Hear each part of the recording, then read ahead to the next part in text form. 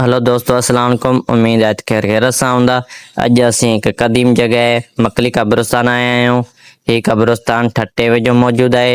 हिते 1 लख खां वधीक क़बरूं मौजूदु आहिनि।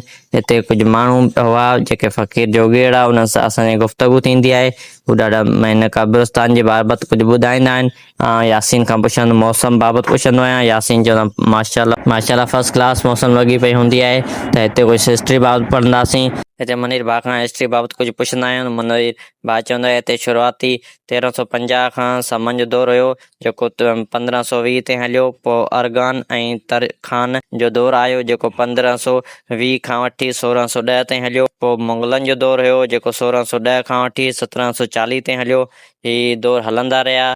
हिते 1 लख खां वधीक क़बरूं मौजूदु हूंदियूं।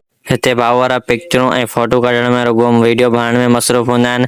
माशाल्लाह सीन बि माशाल्लाह सुठो नज़र ईंदो आहे। जेकॾहिं तव्हां मुंहिंजे वीडियो ते नवां आहियो त हिन चैनल खे सब्सक्राइब, लाइक ऐं पेज खे फॉलो कंदा, जीअं का बि नोटिफिकेशन हुजे तव्हां वटि पहुची सघे। मिटीअ में दफ़न थियल माण्हू आम माण्हू न हुआ। हिते वॾा बादशाह, अमीर, सूफ़ी, बुज़ुर्ग ऐं आलिम मुजाहिद दफ़न थियल आहिनि। हिते हिकु बोर्ड लॻल हूंदो आहे जंहिं ते ईसा खां तरखान जो मुक़बरो लिखियलु हूंदो आहे। हिते हिकु भाई मिलंदो आहे जेको ॿुधाईंदो आहे त हिते हिकु असाबी नाले मज़ार आहे। तव्हां उते वञी विज़िट कंदा ज़रूरु। हिते हुन जी जुती बि छॾी पवंदी आहे ऐं हीअ हिकु क़बर हूंदी आहे जंहिं ते ताज़ा गुल छटियल हूंदा आहिनि। लॻे थो त हिते अञा बि हिन जा वाली वारस मौजूदु आहिनि। त हिते भाउ वारा अॻिते निकिरी वेंदा आहिनि। चवंदो बाबा जल्दी बीहो, तव्हां बि अचां पोयां व्लॉग भराईंदो। त हे न कंदा आहिनि, जल्दी अचो, शाम जो टाइम थियण वारो, त हलूं वरी हैदराबाद वापसि।